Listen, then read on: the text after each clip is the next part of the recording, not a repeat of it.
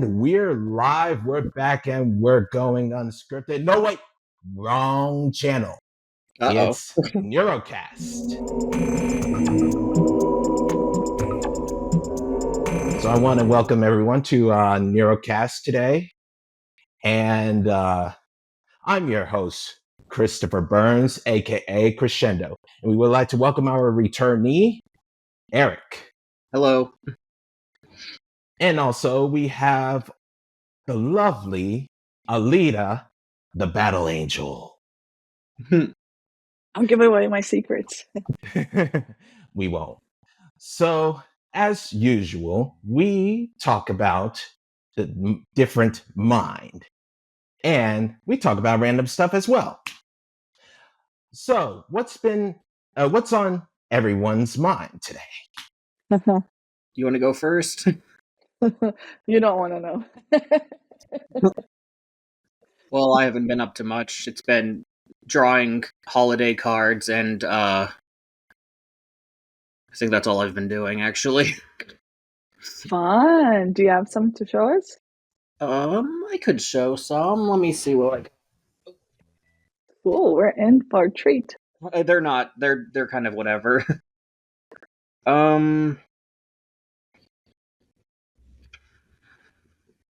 One of these is nice. Sorry, I'm not trying to take up too much time or anything. I mean, I drew this one for my Aunt Barbara. It's kind of hard to show off. Oh, how cool. Oh, But they're wow, all just- that's a cool flamingo. That is. He's super into flamingos, always has been. And it's covered up in Christmas lights. I mean, yeah, I gotta make it somewhat holiday themed. I drew her a second one too because her birthday's on the 25th, and it's always nice to have something that isn't like on like combination birthday Christmas sort of thing. Nice. It seems like my birthday is coming up as well. Aaliyah, you said you were a Capricorn, right? I am a Capricorn, just like you. Hey, it Just seems like like all of all us. three of us are Capricorn. No way. Ain't that coincidental? Yeah. And you know what else, Chris? You and I are also pigs. Oh, really? Capricorn pigs, yeah? How about you, Eric? I'm a dog. I can't relate to you there. Okay, so you're a year before the pig. So the Mhm. pig every 12 years, and you're I'm wait. just Oh yeah. pretty close to it though. I was at the very end of 1994, so 94. So you're a dog. Yeah, mhm. very cool. I read up some interesting information about how Capricorns are very ambitious.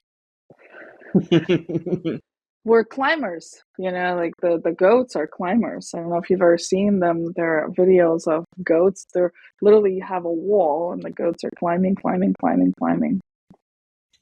Yeah. Climbers for success. Yeah, definitely. And speaking of that, for people with autism, most of them have this mentality of like the black and white. This goes into the term of all or nothing. I just have some kind of a comic. See if I could find a way how to share a screen on there. Center myself a little more. I could just share a screen there. So I'll just open it up. What I've downloaded is from an autism page on that I found on Facebook. So it shows like a cartoon character who has black and white hair and a black and white dress. Okay. Cool. Share the screen. Oh, good, you're screen sharing. I didn't know if I was gonna have to open something. see if this works. So, all right, and it's sharing the screen right here. Oh. Yeah. It says autism and black and white thinking, polarized thinking patterns, perceiving as only one or the other polar extreme. Difficulty seeing gray areas. A minor setback can seem like a complete failure. That definitely speaks out to me. Moving on. Example. A small confrontation or disagreement can seem like the end of a relationship. And Yup. Yeah, I've definitely been there before. I feel like I'm pretty quick to forgive though, so it's not usually like it doesn't usually go like take too long for me to like come back around. I'm a dog, I'm loyal, you know. I mean, Capricorns are loyal as Mhm. well. Moving on, black and white patterns can also extend to emotions. You feel only very intense emotions and don't perceive the in between. This Mhm. can look like a drastic swing in emotions. It seems like bipolar. Yeah, it's yeah, that kind of I actually got diagnosed as bipolar as like in like 4th grade because like of this kind of thing actually. So before they changed it to autism later on. Yeah. Yeah, the bipolar seemed to be interesting. I actually dated I dated a person with who's autistic and bipolar. Mhm. Um, like I said in the last video, it didn't end well. Mhm. And not all relationships do. No, Yeah, most of yeah, them actually don't. yeah. Now, I have to disagree with this last one. Your feelings are valid. Learn to work with them, not against. A Mhm. bad moment does not equal a bad day. Help define gray areas by asking others for their opinion. Look for both negative and positive aspects and see that they can coexist. What do you disagree with it about? I would also have to disagree with the opinion. Well, Chris knows that um, the method that we use for coaching is called Sage Learning Method. And in our method, we don't like to use opinions because opinions, they are something that you see the world through, and nobody can ever see the world through your eyes because they've never had that experience. Mhm. They never felt the way that you do. They never experienced those things that you've experienced. So it's very difficult to accept somebody's opinion. Now, if you share what you see or what you experience and you just call it how I see it or my perspective is, so that's something that I would agree with. And then as far as the feelings valid, actually feelings are not real. They are something that we've learned from others. So if you take yourself back to when you were 2, 3 years old and something happens, how did people react? Mhm. You know, whether if you notice babies, they crawl around and kind of want to take spiders into their hands. And then mama walks by, sees the spider and jumps. Immediately, the baby learns the behavior of being afraid of the spider. Same thing. And nobody describes to us that the feelings that we have, it's our interpretation of how others have reacted to certain things. And I have an example. My daughter came home one day. She was 11, I think, and she was at a basketball game where the boys were playing, and she was sitting on the stands, right? Bleachers? Bleachers, yes. And she came back and she says, "Mom, I had a meeting with the counselor, and I have social anxiety." I said, "Social anxiety? How do you know that word? You're only like 10 or 11. Well, Mom, I had this episode where I was on the bleachers and I started panicking. I couldn't breathe. I had a reaction. And then I was taken to the counselor's office. And I said, "Okay, well, that's very vague. Let's actually go over what happened to you." And she started describing, well, I said, "What was the sensation?" She said, "Well, I was sitting there and my body started kind of tingling. and then it felt warm, and then it felt hot, and then I couldn't breathe. And I said, "Oh, wow. Well, where did it start? Oh, it started in my stomach, and then it transferred to my legs." And so then we followed her body sensations to describe what was happening. And what was happening was hormones. You know, first you have your hormones that are coming in, and you don't know how to interpret them because nobody has ever talked to you until then. And there's a really good chance that, at 11 years old, there are boys playing basketball, and boys are attractive. And maybe in that moment that I'm getting attracted to those boys, my hormones are acting out, but I don't know that feeling. I've never experienced before. But what I can relate to is that when I was little, somebody reacted like this, and I can cry or I can be afraid of it. I completely took over this, so I'm sorry. No, I think that's it's all right. interesting. I hadn't thought about it like that before. Cool. That is very interesting. A And very then what you interesting do is perspective. you observe your body. Anxiety is a very good example. If you allow the anxiety to run, Mhm. and actually unfold, it's going to take you dark places, and you might even pass out. People have, what are they called? Where Panic you breathe in the attacks. back, panic attacks, right? But if you catch yourself when the onset of anxiety comes in, and you have an exercise, so one of them could be take a deep breath, and you do that 10 times. Now you put your focus away from that anxious feeling and back onto taking a deep breath. I had anxiety one time. This was before I knew. I almost passed out. It's like, I started getting anxious, then I started getting afraid of being anxious. Then my heart started beating even faster. So I was like, oh my gosh, am I going to have a heart attack? Then I got an Mhm. extra anxiety on top of that. And then everything just started getting all like black in my eyes, and I started just passing out. And my friend came over and kind of shook me and said, okay, take a deep breath, take a deep breath. You're fine. You're safe. Everything is fine. Look in my eyes and let's breathe. We started breathing. Attention went off. The body came down, calmed down, and everything was fine. And there are tools that we can use to Mhm. calm ourselves down. A very good story, Aaliyah. I had that instance when I was playing bowling. I think it was last night, probably day before yesterday.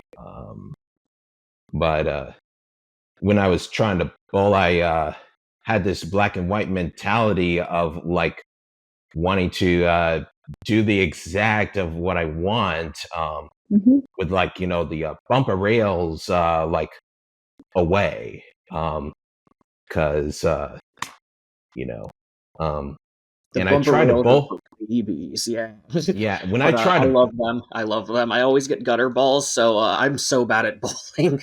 oh, you're telling me. When Mhm. when I try to bowl, it always goes to the gutter. So I kind of got riled up a bit, and Mhm. it's like one of those instances where I had to like storm off and go like near the entrance Mhm. to like inhale and exhale. It's too bad that no one ever noticed it. Mhm. It kind of No, it's actually very good. I think that nobody noticed it.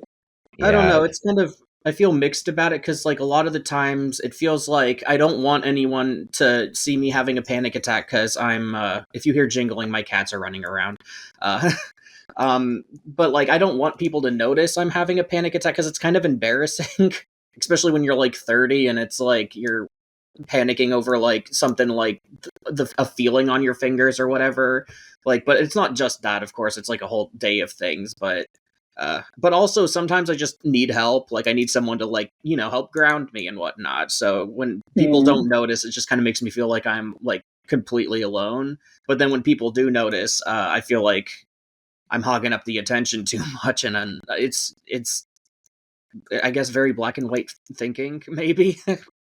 Yeah, maybe. It's You either know, great that they notice me or it's totally bad.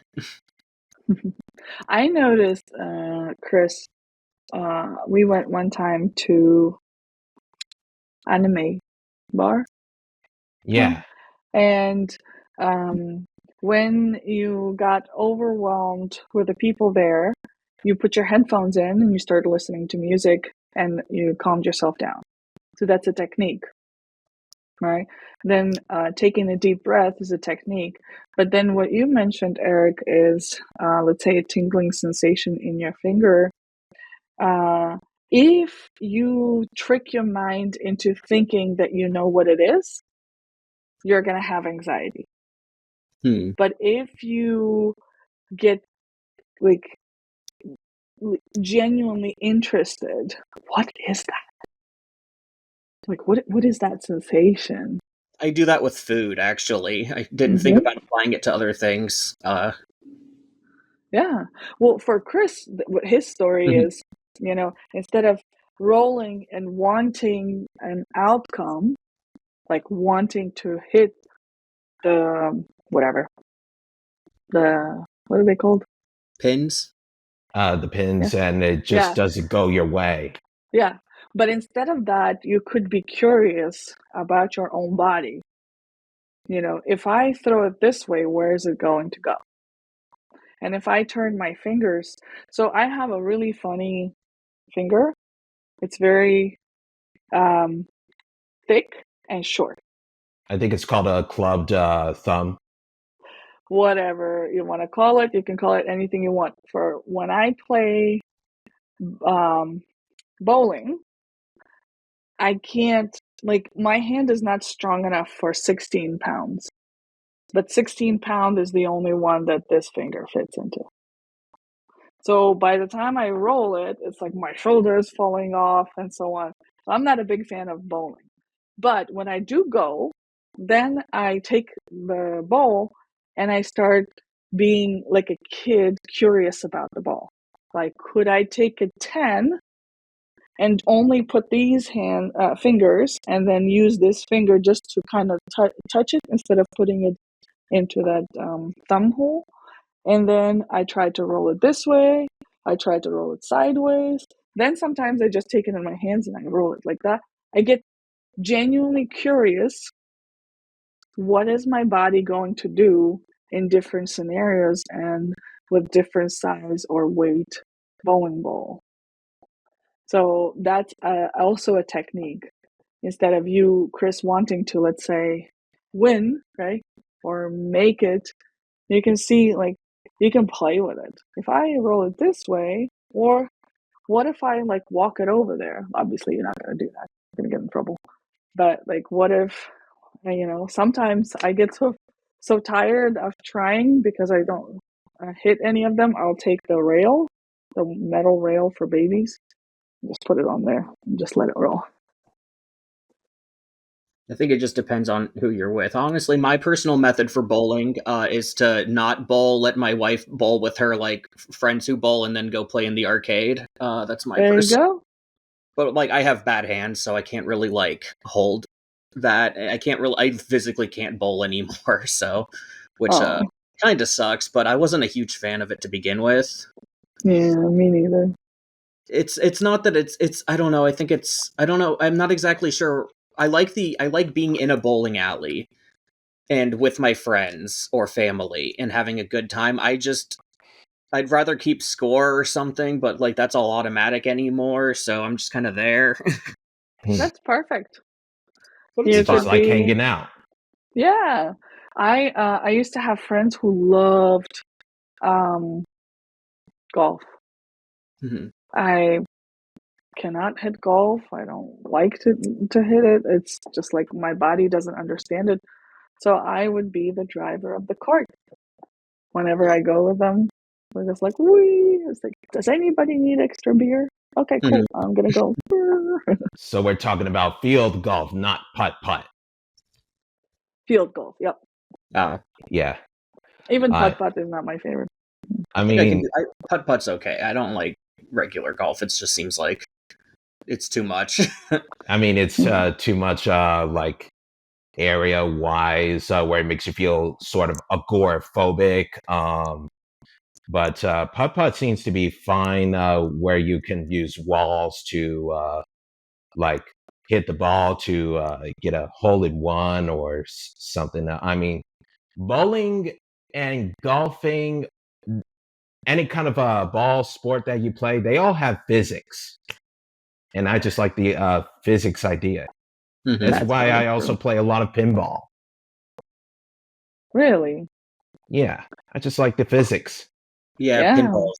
pinball's great. I've only been able to play virtual pinball for a minute, but like getting to like an actual pinball machine and like just feeling like the weight of like the buttons and the like ball hitting the lever, like you know, you can feel like the impact of it, like you're really just like immersed in the sound. My wife and I really want to get a pinball machine. She's like a huge pinball fan. Hi, Haru. And you can try Facebook Marketplace. Sometimes they have them.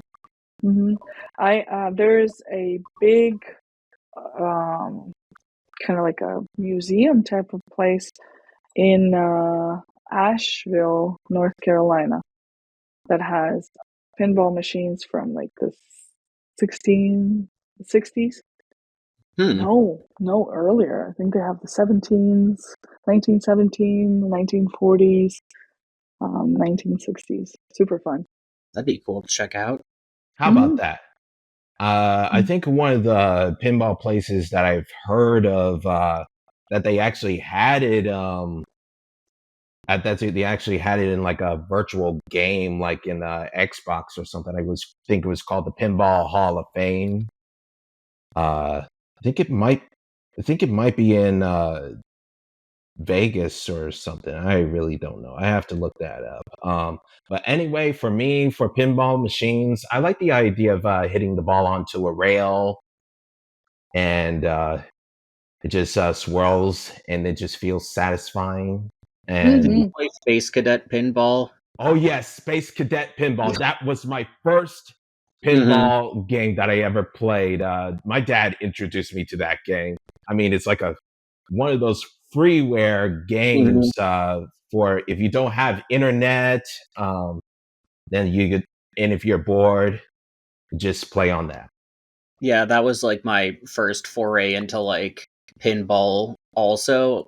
It was funny, I played it so much that like years and years later, after having not played it, my sibling-in-law put on a video, and one of the sound effects in the video was a sound effect from Space Cadet Pinball, and I recognized it immediately and had to go like I just downloaded all of the sound effects so I could listen to them whenever I want. Fun. So that's Sweet. like Nostalgia factor. It just sounds So- like it's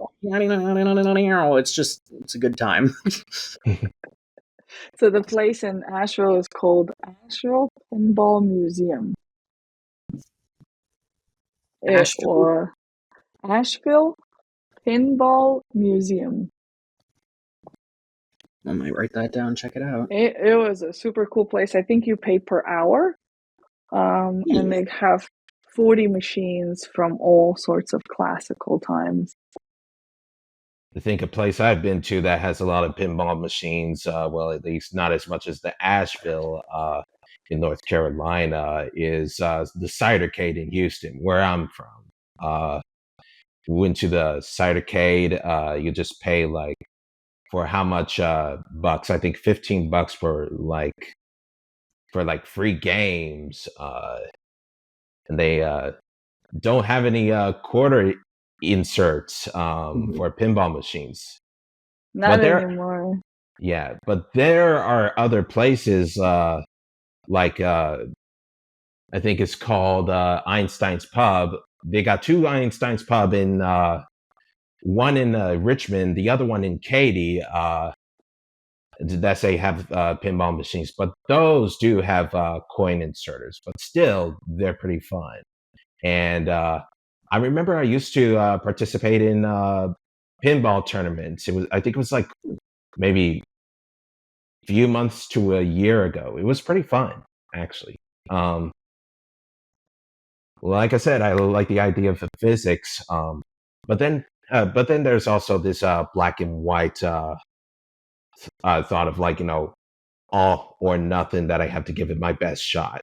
I mean, that goes for like playing games or doing activity or something. For instance, drawing as well. And there's also playing guitar, bass, where I have that black and white mentality. For recording, there's this thing called I think it's called red light syndrome, where you press the record button and then you start to play horribly. And that also goes to stage fright as well. Wow. Lee, you had a you had a bit of a stage fright when you opened your stage theater. Not by the time I opened it, but a while back I did. So as a kid, I used to sing karaoke a lot, like a lot. So for me, it was not a very like scary thing to do. But then, as I was growing up, when I was in school, we had to do a lot of retelling of stories in front of the class. So public speaking was a big thing, especially history. Well, every time I had to get up, I would freeze.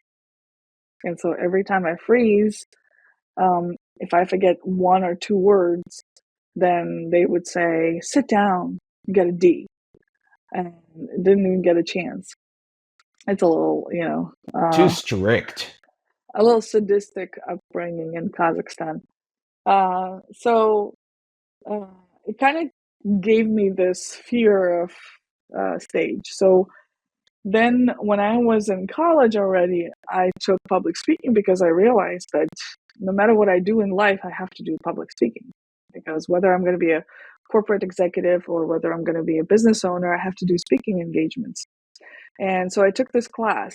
And when I was preparing for it, I was already shaking like crazy. But it said that if you, from the first moment, if you get people's attention off of you onto something that's shocking, then it shocks you and it shocks them and you get lighter. So I did a presentation on the symbol swastika.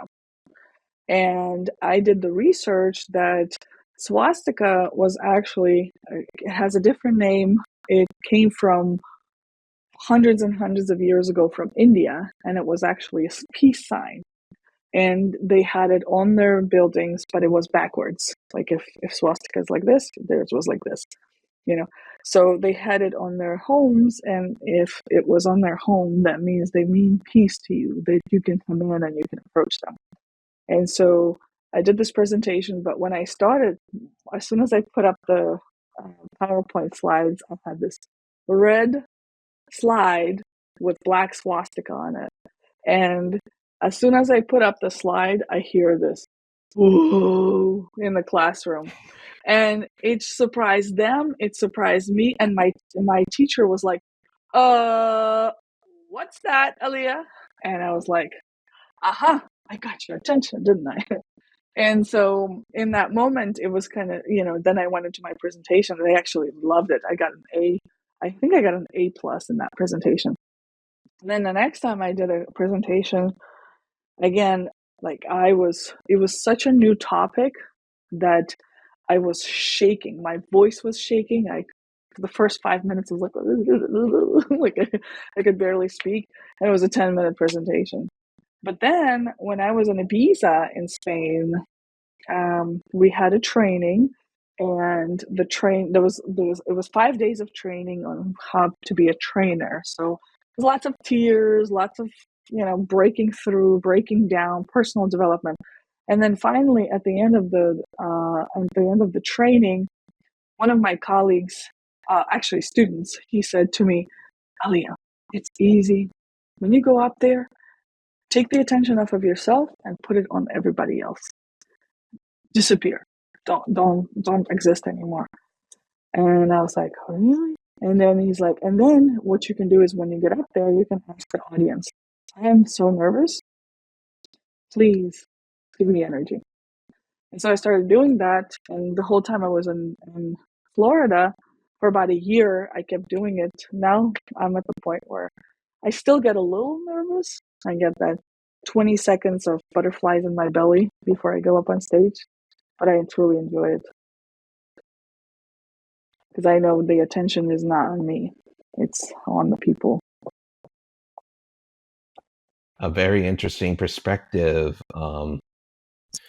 Say, Eric, anything to say about that? I actually I kind of do the opposite and just focus really hard on what I'm talking about, because if I'm talking about, if I'm up, I try to be like really like interested. If I'm doing a presentation, I haven't done a presentation in a while because this is the closest I've done to public speaking in a minute, and I just try to focus really hard on like the topic, or just like how, like, my interest in it. So I just kind of like just pretend like I'm the only person there, and I'm just like, hey, here's some, or like just talking to some friends, like, here's a thing that I'm interested in, that I think you should know about, or you might find interesting too. That's awesome. That's also a trick. Like it's a trick to trick your mind. Mm-hmm. I actually kind of have a similar backstory too, where it's like I was perfectly fine being in public, like, doing like just public speaking or whatever, and then in fifth grade I had this really mean teacher who would like make fun of me if I messed up, and like encourage the class to basically make fun of people if they messed up. It was she's a complicated figure in my life, but after that I like had anxiety about it for like years, until finally in college, like last year of high school, I took a public speaking class, but it was online school, so it was all like video stuff, but I still feel like it was very helpful. I got like a ridiculous score in that class because like I did all of the extra credit and he gave a lot of extra credit, so I had like a 300% or something stupid. It was great for my GPA though, so and like, the life skills. Good. It's a very interesting story. For me, sometimes I do stutter a little bit whenever I talk. Like right now, sometimes I do pause because my mind is racing and I think really fast. As a person with autism, your mind starts to think really fast. What else? About the red light syndrome. Sometimes I had to like go through like 1,000 times of like trying to get the guitar bass riff right. And each time I just keep on messing up. Sometimes I had to go through that insanity where I just almost feel like I want to give up or throw the guitar. Just got my words mixed up, but just want to throw the towel or a guitar in that case. Well, what's interesting is everything so far that you're describing is you're trying to be good at something. We're trying to be perfect. I think that's where your problem might lie. Yeah. Actually, Is that perfectionism? That's also black and white thinking. Yeah, so but it doesn't have to be. so for my holiday cards, my whole goal basically was to just draw a bunch of cards, but like I'm a perfectionist as well, and I just figured, okay, my goal is to just draw some ugly birds. So this was like the first card I drew, where I just drew like a bunch of goofy looking birds. I love it.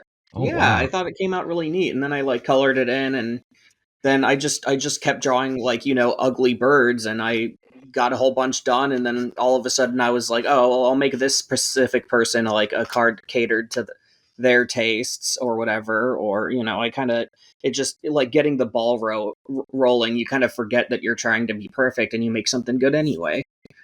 But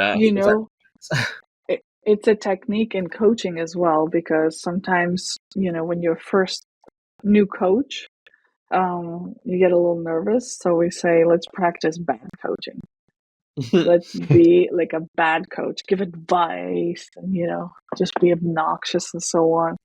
And it's so funny because the moment you relax and you're trying to be bad, you can't be bad. You actually are pretty awesome at it. Mhm. Well, Yeah, just have fun. yeah, I'm going to definitely. give you an advice.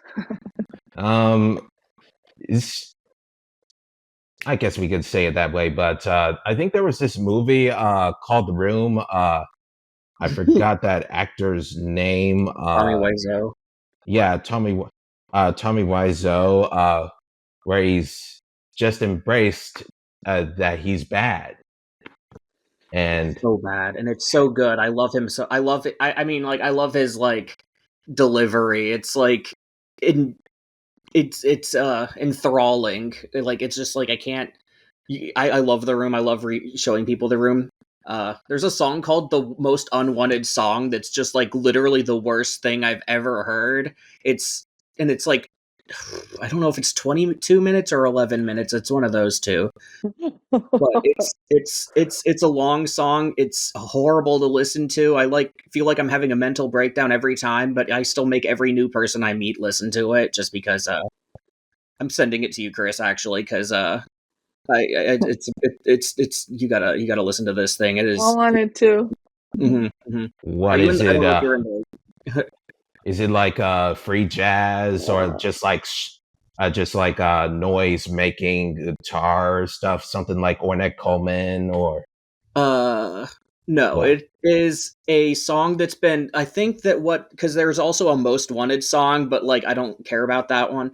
That's like all of the things that people wanted at the time in music. This is the opposite. Basically, they took everything that nobody wants to hear in a song and put it in a song. So there's like a soprano rapping about being a cowboy, like in an opera Oh, I voice. want to listen to it.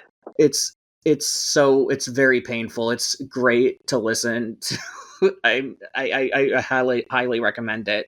And the version I listen to has like the sheet music, so it'll just be like accordion like jam as loud as possible, or Just a like wall of sound. mm-hmm. There's like this chorus of like children that will sing about the holiday and then like end it with like do all your shopping at Walmart, and it just keeps happening over and over again, and it's I can't. It's a very long. There's a lot happening. I think you'll like it, actually. Probably would describe of anxiety when there's like a lot of when there's like a lot of things happening. That's overstimulation. That would definitely describe it. I think there's a song that I think it speaks out to me that is about sort of overstimulation, but through sound. But I think it's the band is called Blur, and it's one of the songs is called Intermission. And they started playing that little ditty tune, and they repeat it until it gets to a very fast. It like goes faster and faster and faster until it gets very noisy, and then just mess up or something. I think it played out of this movie called Baby Driver. I never watched that. I meant to get on it, but I say that about every movie. Yeah, I was gonna watch that. I'll get to it around to it eventually. But and speaking about embracing of like being bad or cringe or something, one of the friends of mine, I think his name is Hunter Flora Salinas, R.I.P. But he introduced me to Daniel Johnston, and this guy Daniel Johnston, he's actually schizophrenic, and he cannot play the piano or any kind of instrument, but still he can make music. Let's see if I can find what's a good album that he introduced me. Daniel Johnston. I think isn't that called like outsider music or something? Like it's just music made by people. Like the guy who made that like rock and roll McDonald's song was like also considered outsider music. I forget his name. I can't remember his name, but hold on. I'm looking it up. Rock and roll McDonald's. The song it's a bop.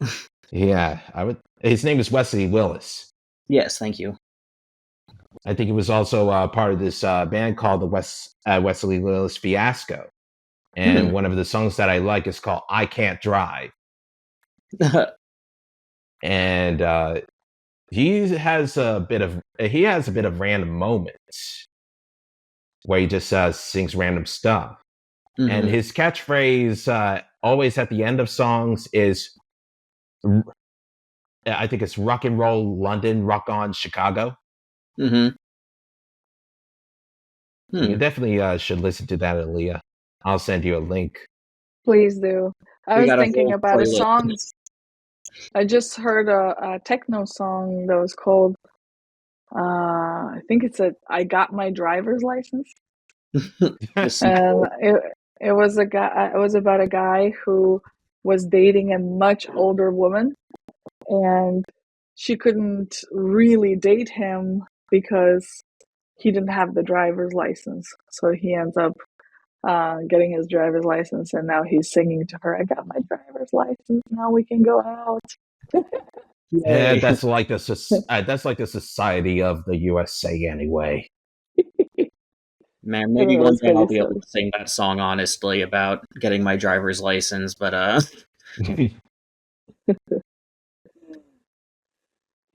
If you live in Europe, you don't really need your driver's license, right, Chris? Because that'll be you can nice. walk. You can walk You can anywhere. walk, and public transportation is so Yes, advanced. yes. The It's buses everywhere. here are all right. Mm. You know, they're fine. Like for in my city, for me, it gets me to the doctor's appointments and sometimes back, or to the library where I like to work sometimes. Okay. What Work city are you in? Columbus, Ohio. Oh, It's a pretty big city. cool. And that's where I was born in, actually. Uh-huh. Who else do we have in Columbus, Ohio, besides Robin? I think I have a friend. I don't know. I know she's in Ohio, but I don't know where. Mm-hmm. Well, it's either Cincinnati, Cleveland, or Columbus, or somewhere close to there that people just say, like, I live here, or whatever. That's usually, it's like, you gotta, those are like the big three cities, I feel like, where it's like everyone's from one of those three or near one of those three. Gotcha. Well, My, Yeah, I like, don't then, remember. again, nobody you says have I'm from like Washington Toledo. Court or whatever. What is that place? There's a city called, like, Washington Courthouse. Like, it's a city name. Oh yeah, it's called Washington Courthouse. And there's also London, Ohio. Mm-hmm. Got a lot of friends from London, Ohio. I mean, there's a place where I lived. I think it was called I think it was called South Solon. It's kind of like the bridge between Washington Courthouse and London. Mm-hmm. London is Huh. goes up north, where I sometimes go through there. Whenever I visit my one of my aunts, um, she lives in Lima, I think my and favorite city name's Wapakoneta, personally, but that's where the Neil Armstrong Museum is. I think that's where he Really? was born. Was Wapakoneta, Ohio? the first man on the moon, Neil Hmm? Armstrong. Hell yeah! I had to Yeah. explain to my from other states friends who John Glenn was, because, like, there's a bunch of stuff named after him, and like, he's an astronaut. Don't, like, and they're like, oh, okay, I thought he was like a musician or something. It's like, no, or like a president that they didn't remember. President of the Moon? Yeah, President of the Moon, John Glenn. But Um, that goes to Neil Armstrong, though. He was the one that is man on the moon. John Glenn just probably orbited Earth for Lord who knows how many days. I don't remember, honestly. It's been a while since I did my obligatory Ohio history class report. Literally since 4th grade, but For I me, can't believe you remember it. it's been a while since I've learned that in like elementary school, or maybe middle school in like science class or something. It was pretty. It was the best of times. It was the worst of times.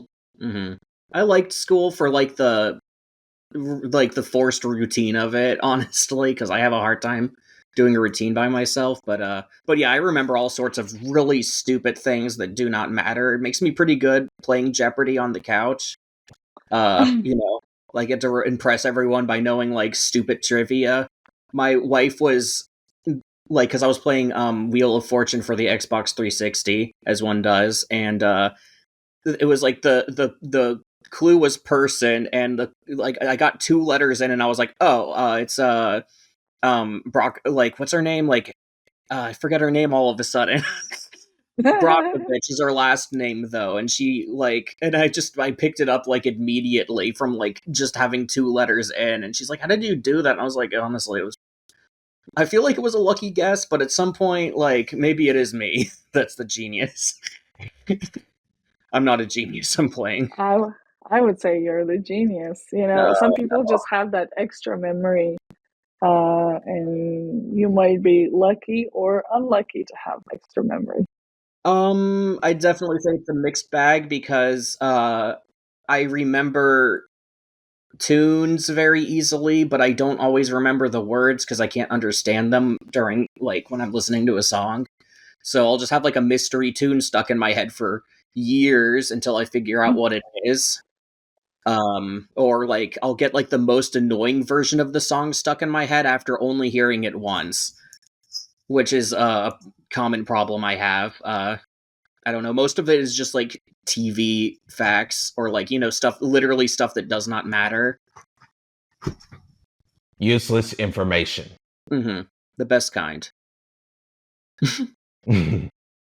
Sorry, I feel like going on a tangent there, but And it's all right. I think with like school and stuff, as said, for the best and worst of times, sometimes you do remember cringy moments where you just kind of make some random sounds in order to just like get rid of that memory. I think I will say that I do have an embarrassing moment when I was in like 9th grade. I used to be such a neckbeard.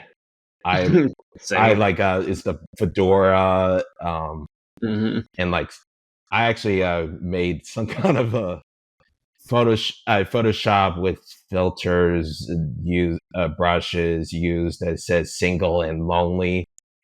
I was such a neckbeard. I full on had like a Me Gusta shirt. Remember the like Rage comics? Like it was like this, it was like literally a meme. I didn't buy it, my dad bought it for me, but I did wear it in public, so I don't know what that says about me. But yeah, I was definitely wearing trilbies and doing the mustache trend and all that good stuff. I was a Tumblr girly, so I was a whole different kind of cringe. I mean, every one of us, the human race has cringy moments anyway. Yeah. And going back to like what Alita said at the very beginning about like how people will not like don't know exactly what you're feeling, I do agree with that mostly because like everyone has their own rich backgrounds and like different ways of viewing things, and like everyone sees things differently. But there's also like 6 billion of us, and we all have like the same bodies and basic like well, not all the same bodies, but like we're all like humans, and I feel like we do like have like similar experiences. So whenever I'm getting like too stressed out or like nervous or something, I just remember, hey, I'm a person just like everyone else, and everyone else, I just assume everyone will be empathetic to me, which is not always true, but I try to be empathetic to people, so I just I tried. I've been trying to be more positive about how I view humanity. So Good for you. I think about it like a stick. If you take a stick, like if it's a regular stick, both sides are on the opposite sides, and they will never meet unless you break it. So one side is, we're like everybody else. The other side is we're so unique. Not one of us is the same, and it's part of reality. It's the same stick. That's how I see it. As they say, in the end, at the end of the day, we are all human. I don't know. It's one of those things you hear a lot and then don't really like get. I feel, or I didn't really. I feel like it took me for a long time to like really understand like a lot of like things that platitudes they're called. where it's like, oh, I like deeply understand this now. Like it's hard to explain. Yeah. I mean, when life happens, life happens. I think Martin, when I was taking like one of the classes with Martin, he has this term for like when something happens, it happens. So he's like saying like shit happens. Mm-hmm. It happens. It does. Yeah. I usually just say it is what it is, because it is what it is, and got to deal with it. Everyone's just trying to like get through life in their own way is like my main thought. I've been through years of therapy, so I've kind of got like the cognitive behavioral therapy methods drilled into me of like, oh, like let's think of like why they're doing this. Maybe that person cut me off because they're in an emergency or whatever. But then also like I saw a meme where it was someone like the cognitive behavioral therapist I just cut off. Oh, maybe they're having an emergency or their wife's pregnant at the hospital or blah, blah, blah. And then from the point of view of the person driving, it's just like, I'm the king of the road.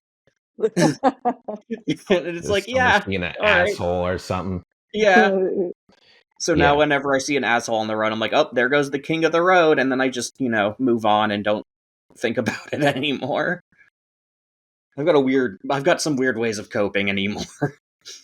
I think one thing that I could tell you from learning from this educational program, Sage University, it's teaching me how to feel like being a kid again. I mean, every single one of us has a kid inside, and that's when Warren, to whom I met on Sage University, had got me this book called The Artist's Way. And it tells about how your inner artist is a kid and is curious and wants to play. So true. We all are little babies. We want to play, and everybody always tells us to be serious. There's too much seriousness in the world, and too much people having their minds closed off, or they think that there's too much going on with like bills, taxes, mortgages and stuff. I mean, for sure, that's part of life. Yeah, but it depends on probably how you look at it. If you look at it a way like a playing way, then it wouldn't be that stressful. True. And like I look at it through like curiosity. Yeah. That's curiosity's also helped with like my art a lot too, just because it's like when I'm drawing people, I think about like I try to think about things that I don't usually see in like the art I see, like certain like the way like the human body's like just like has different like quirks or like shapes or whatever, like just like drawing different like faces and all, and just like being like really like thinking about how like why does this look like the way it does, and it's because it's connected to this, which looks like that because it's connected to this, and it's just it's kind of overwhelming sometimes. So that's when I have to be like, all right, never mind, we're back to like gotta go back to like the child like just like I'm just drawn because I want to see something cool or just for the sake of art. Yeah, I mean, you said you were drawing lately. I mean, I do. I do oil pastel. I kind of I have a collection. I think it was like 10 paintings that I've done. I mean, oil pastel is pretty much crayons. In a way, yeah. But you could blend with them. And honestly, I'm getting kind of curious about trying some Crayola crayons for art. And I've been looking up like videos on like, Crayola challenges. Cool. I mean, it really isn't about the products that you use. It's the artist itself. And I got to be honest with you. Speaking about the bodily curiosity, I guess that explains why people will have some kinks and fetishes. Oh, are we getting into this now? Just That's for let's another leave it that. episode. Yeah, let's leave it at that. Yeah. I would like to counter the it's not about the quality of the materials. I agree. I believe you can make great art using nothing but pen and paper. But also, I spent years thinking I couldn't use colored pencils, and then it just turned out that, like, my colored pencils sucked. And once I got ones that actually, like, blended and, like, had pigment in them, all of a sudden it's like, oh, but, like, also I had kind of cultivated, like, years of, like, messing around. It's like using training weights, like, like, or like how Goku will go onto, like, a separate planet because, like, the gravity's like 150 times stronger there. So he'll and then all of a sudden it's like, oh my god, and now that I'm using Prismacolors, like, everything looks great. But the point still stands that, like, it isn't the art, it's not the tools you use, it's the how you use them. But sometimes, it can be nice if your mom just happens to have a bunch of spare Prismacolors she can, like, hand down. Yeah, that is definitely true. Not to, So- like, argue about something so, like, pointless. I would say that art, while we're talking, I think it's art. I mean, some people, while they're doing stuff, they listen to podcasts, like doing dishes, doing chores, going skateboarding, driving.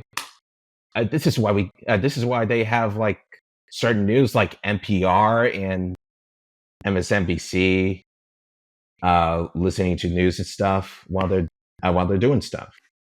Have you been listening to a lot of podcasts while doing art then? Or drawing? Ooh, good question. I'm gonna mute while the sirens are passing by. I'm not particularly sure what I do. Sometimes I do. Sometimes I do a little bit of oil pastel while listening to music, or maybe listening or watching a documentary of some sort, like Walking with Dinosaurs, Walking with Beasts, Walking with Monsters from BBC. But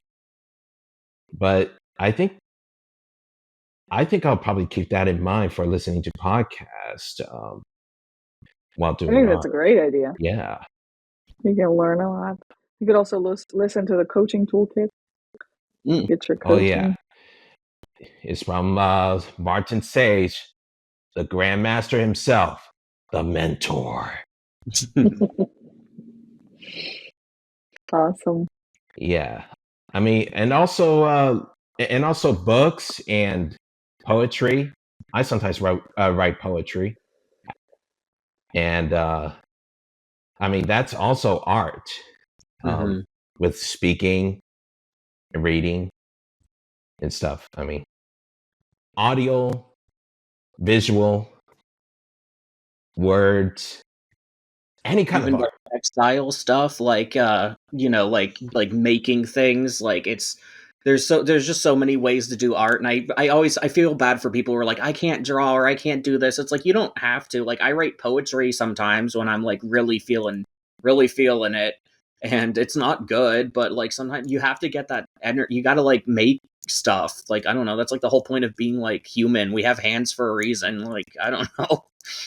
In You don't even in the have artist's to way, necessarily. it labels as the as like the great creator, like, God, Mhm. like the great creator, and we were created, and we were meant to create. Like, Mhm. creation is like the gift to God, is a gift back to God, pretty much. Mhm. That's what it says in the artist's way, and creating is like a way of expressing yourself, and expressing yourself is really fun, and it Mhm. helps get all the troubles away, or you have fun, whatever I think which that's one. why I like you so much, is because you're, like, so expressive, and you have, like, such a, like, voice and like, you know, like look and stuff. And it's just I don't know, I love that. And like people in general is just like people who are like, you know, wearing like tons of piercings or covered in tattoos or like wearing like, you know, like, or you know, just like anything like that. I like seeing what other people are thinking about or how like trying to like I don't know. I mean, keep in mind with body piercings and tattoos, I guess that's their way of expressing themselves through That's body right. art. That's right. So Sometimes I have a tattoo. It doesn't mean anything except for I spent way too long waiting to get a $20 tattoo. But also like but that's also says something about me. So I guess it is still expressing myself, even if it is just kind of like a goofy flash tattoo. And I mean, bodily art, it goes back to like the Greek times in which they learned how to sculpt with the fascination of the body. Even in Sparta, with the Spartan warriors, they just wear like a bear. I remember my dad said that cavemen were like doing tattoos and stuff, but I don't know if I trust like, you know, that. I want to see a picture of that. Yeah, I need a picture What kind of camera did they use? Was it V8? Probably have cameras. I think they'll probably just paint and like with cavemen, Neanderthals would like draw on the caves. Yeah. And Chris, we're at over an hour now. Well, it's time for us to end this Neuro-Cast. It was fun. Yeah. All right. In 5, 4, 3, 2, 1. We're off. Just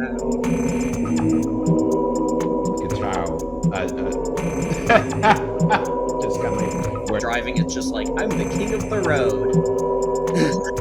I got my driver's license. Now we can go out.